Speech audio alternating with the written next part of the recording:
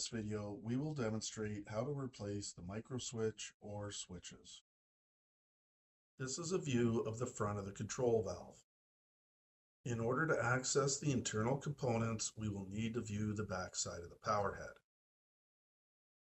Using a crosshead screwdriver, loosen the 4 screws that are located in each corner.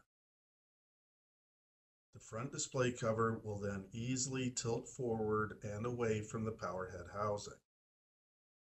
Please keep in mind that there is limited slack for the wires connected to the front display board. Then carefully wiggle and detach the multi-pin connectors away from the front display board.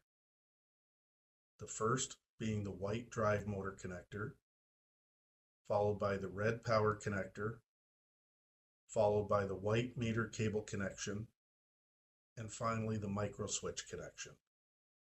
And then set the display cover off to the side.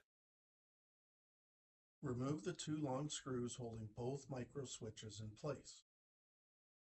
Then detach the wire connections from the micro switch or micro switches that need to be replaced. It could be one or the other, or even both. Then attach the wire connections to the push-on metal tabs of the new micro switch or switches. Be sure to connect each wire to the correct corresponding push-on metal tab of the micro switch. Then place the micro switches back into position and secure them using the 2 long screws. Next, connect the multi-pin connectors to the display board while keeping in mind that the connectors are color-coded and keyed to fit in only one orientation.